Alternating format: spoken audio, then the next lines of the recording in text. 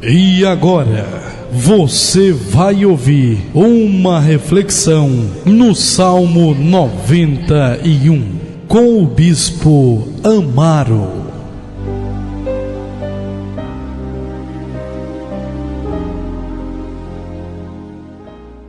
Salmo 91, versículo 9.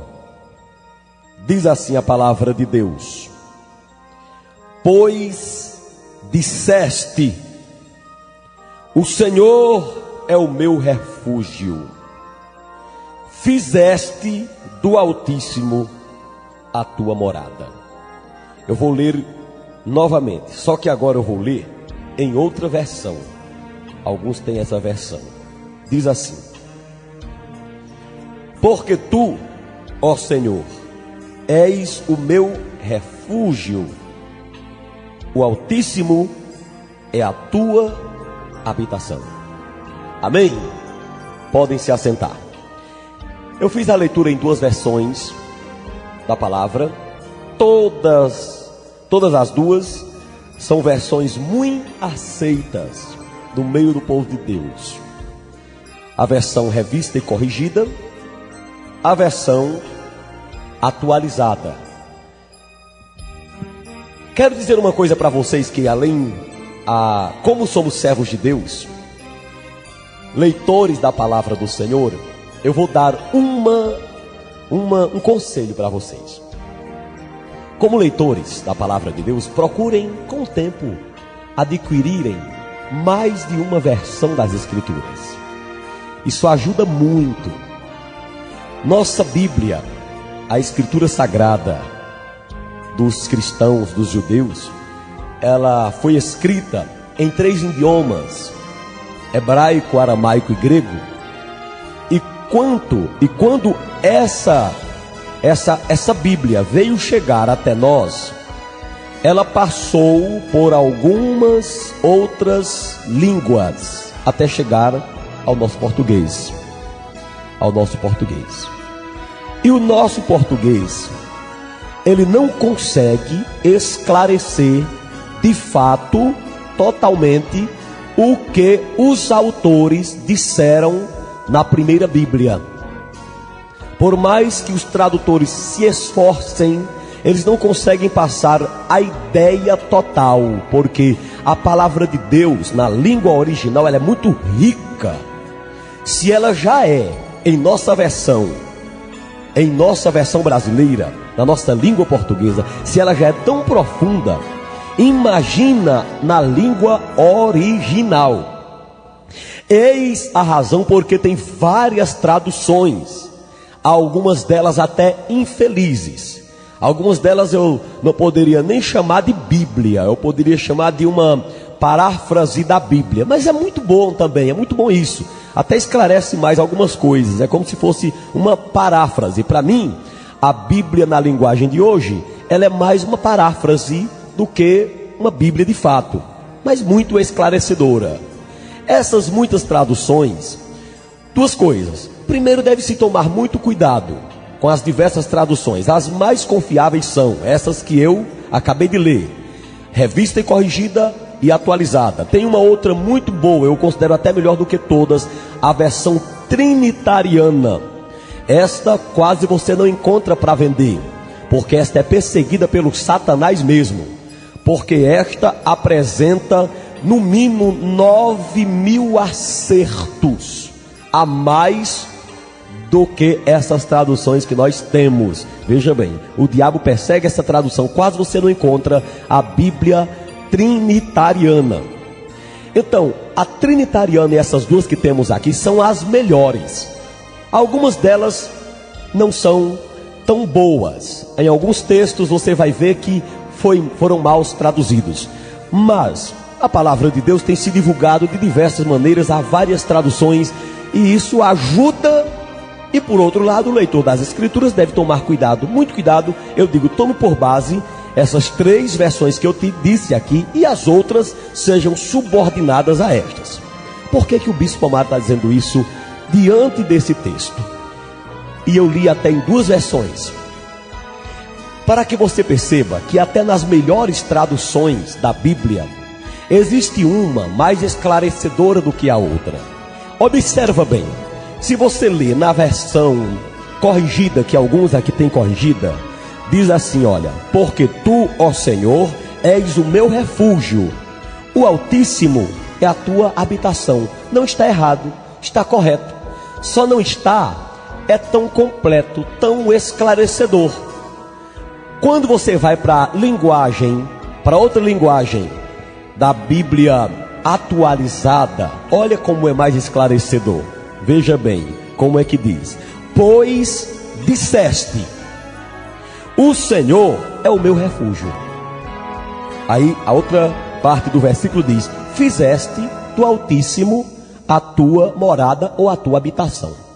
Então não precisa ser um exegeta das Escrituras para ver que a versão atualizada, ela está mais completa, ela está mais clara. Se você vê, por exemplo, depois você pode observar o capítulo 14 de São João. Capítulo 14 de São João, em nossas versões, até atualizada e corrigida, não está incorreto, não está errado, mas não está tão esclarecedor. Eu vou ler para você: não se turbe o vosso coração, credes em Deus, credes também em mim. Na casa do meu pai há muitas moradas. Se não fora assim, eu vou-lhe teria dito, pois vou preparar-vos lugar. Entende? Olha para cá. O versículo diz assim: na casa do meu pai existem muitas moradas. Há muitas moradas na casa do meu pai. Se não fosse assim, eu teria dito, vou preparar lugar. Então você diz, então Deus foi preparar ou já está preparado? Agora, saiu a versão completa da Bíblia judaica. A Bíblia judaica completa, essa aqui que eu tenho em minhas mãos. Olha como é que ela traz o versículo, viu? Olha como é que traz o versículo, esse texto. A Bíblia judaica completa. Essa Bíblia é formidável. Olha como é que diz: não se deixem perturbar. Confiem em Deus e confiem em mim. Na casa de meu pai há muitos lugares para morar. Escutem bem: se não houvesse, eu lhes teria dito, porque eu vou até lá para lhes preparar um lugar. Vê como ficou mais esclarecedor? Quer dizer, existem lugares no céu. Na nossa versão boa, atualizada e corrigida, não esclarece bem. Você diz, tem ou não tem? Jesus está dizendo que existem lugares, mas que foi preparar esses lugares para a gente. Mas essa Bíblia aqui, olha, que foi traduzida por um judeu, ela traz a coisa mais esclarecedora. Ele foi lá no original e arrancou, como é que diz, olha, Jesus está dizendo, ó, na casa de papai tem muitas moradas, e eu vou lá para preparar uma para você. Ou seja, venha em minha casa está feita. Tem muitos quartos em minha casa. Só que eu vou lá ajeitar equipar para quando você chegar em minha casa, ter o seu preparadinho. Tá vendo como é? Que a coisa fica bem esclarecedora quando você tem mais de uma versão. Por isso que o pregador da palavra, o estudante, principalmente o pregador, mas qualquer um que vai à frente da igreja, que quer conhecer mais o Senhor, pesquisem mais de uma, duas, três versões. Isso é uma coisa linda, uma coisa linda.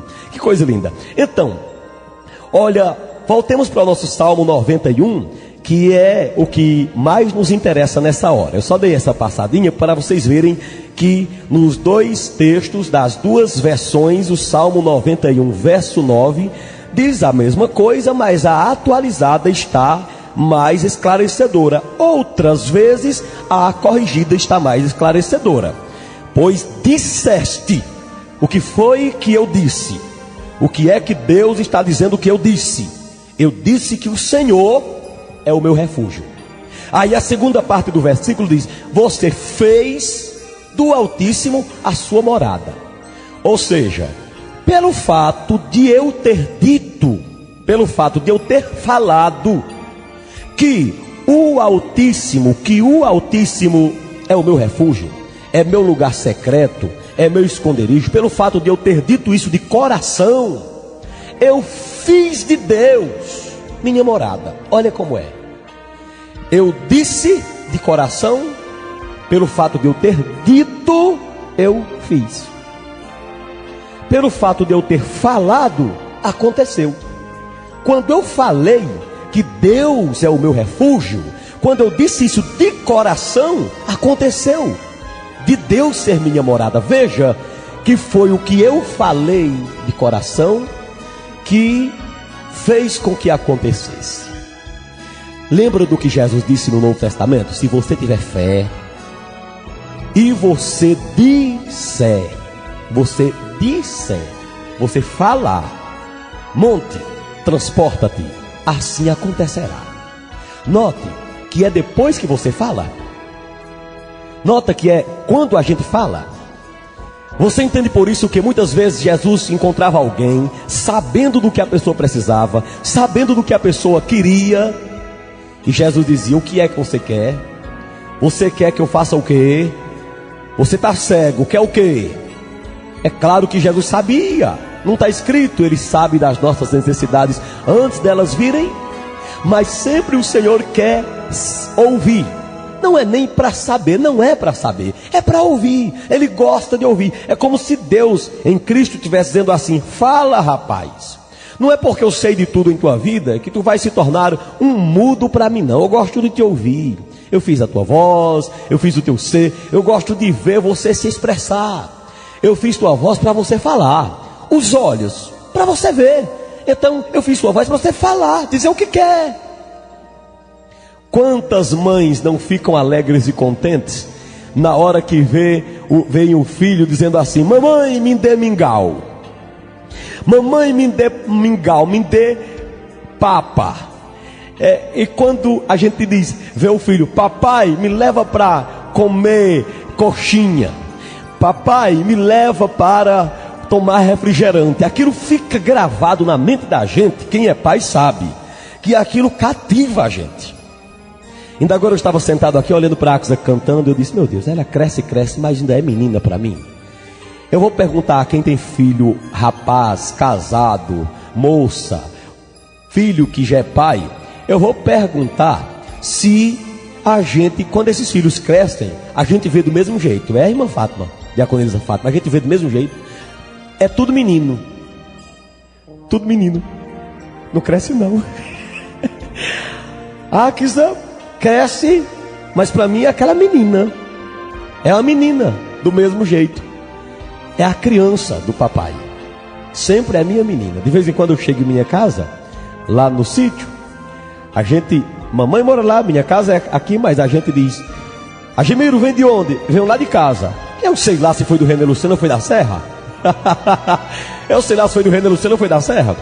Aí chego lá, minha mãe está dizendo: pois é, os meninos vieram aqui ontem e você nem veio, né? Os meninos passaram o dia aqui hoje. Quem são os meninos? João, dessa grossura, desse tamanho. Agemiro, desse tamanho. Os meninos.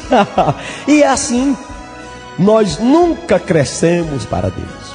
Nesse sentido, nós nunca deixamos de ser a criança de Deus. Nunca deixamos. Então, é por isso que Ele gosta de nos ouvir.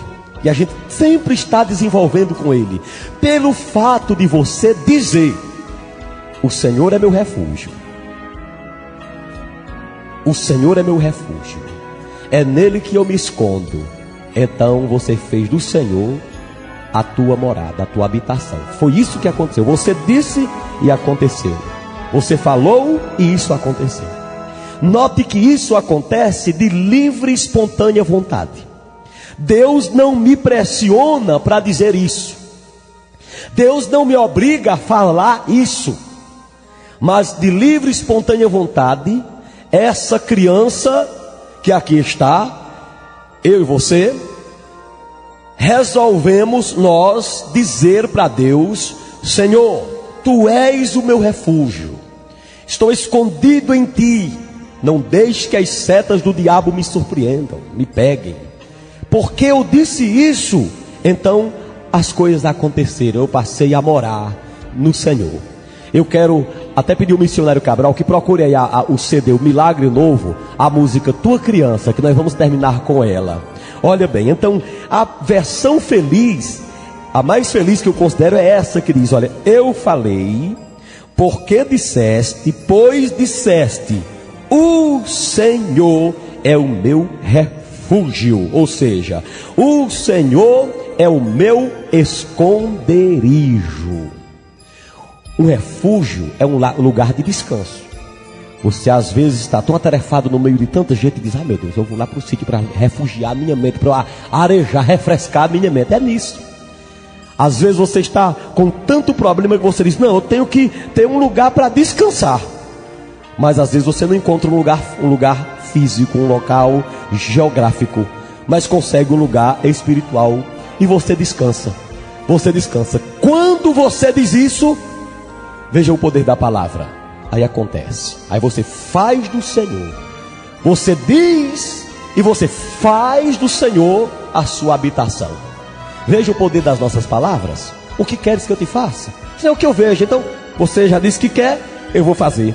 Senhor, o que é, meu filho, que você quer que eu te faça? Senhor, eu quero uma casa, eu quero um emprego, eu quero a salvação de minha família, eu quero construir aquele negócio lá, eu quero que o Senhor me dê saúde, eu quero que o Senhor me dê alegria. O que é? Você disse que quer, então você transformou. Você transforma uma situação através de uma palavra. Quem você ouviu ontem o que aquele pastor falou naquela igreja católica? Ele foi obrigado a assistir aquela missa. E chegou lá e ele disse: olha, eu vou pregar ainda aí em cima. Mas Deus fez de uma forma que ele não sabia que ia ser naquele dia. E foi naquele dia. Deus é fiel, porque ele disse. Agora eu duvidava ele não ter dito para ter acontecido. É preciso que se diga. Note que Deus está valorizando aquele servo de Deus que está na luta, está na angústia, está no problema. Aí começa a dizer: não aceito assim não, Senhor. Não, Senhor. Olha, se o Senhor quiser, o Senhor pode me fazer em fatias, em pedaços. E o Senhor ainda tem direito, porque o Senhor não seria injusto se me deixasse perecer. Mas eu confio em Ti, eu não sou Teu filho. Então, Senhor, eu vou Te dizer o que é que eu quero. Eu preciso disso, mais disso, mais disso, mais disso. Aí Deus se encarrega, por causa disso, em executar aquilo que você falou. É isso que o texto está falando nesta hora. O que é que eu quero? Eu quero que o Senhor abençoe meu ministério, abençoe minha vida, abençoe essa semana, abençoe a tua vida. É isso que você quer? Então diga. Não fique intrigado com Deus o dia todo. Agora imagina você ter um filho que passa um ano sem te ligar. Agora imagina você ter um filho que passa o dia sem falar com você. Como é que você faz? Como é que você faz? Agora pela manhã eu despertei-me. Aí na hora que eu estava despertando, o Azaf já estava na porta: papai abre, papai abre, papai abre, papai abre, abre, abre, abre. E eu disse assim. Aí quando eu abri, ele disse: liga o notebook. Liga o notebook. Eu disse: não, espere, não ligue o notebook, que eu quero assistir no notebook. Eu disse: não, Azaf, vamos, espera aí. Começou a chorar. Eu disse: não, vem aqui para o meu quarto. Vem aqui, aliás, vem aqui para o meu colo. Senta aqui. Não, escute, eu ligo já, para você pesquisar seus desenhos, alguma coisa. Mas espere já. Vamos sentar aqui na mesa, vamos conversar. Senta no colo de papai, vamos conversar um pouco. Tirei a mente dele daquele negócio, mas foi um prazer conversar com Azaf hoje pela manhã. Mas tem uma coisa lá querendo tomar a nossa atenção. Eu disse: quando eu sair e for trabalhar, aí meu filho fica aí brincando com um joguinho educativo e tudo mais. Mas agora, painha está aqui. Painha quer ouvir você. Tudo bem, tá bom não. Tá bom não, que eu quero é o notebook. Tá bom não. Tá bom, Azaf, tá ótimo. Tá não, que eu quero é o notebook. Ah, meu Deus, mas foi tão bom ouvir. É tão bom ouvir essas coisas dos filhos. Então Deus quer da mesma forma que aconteça conosco. Entenderam a palavra de Deus? Entenderam? É para você dizer o que é que você quer que Deus seja para você.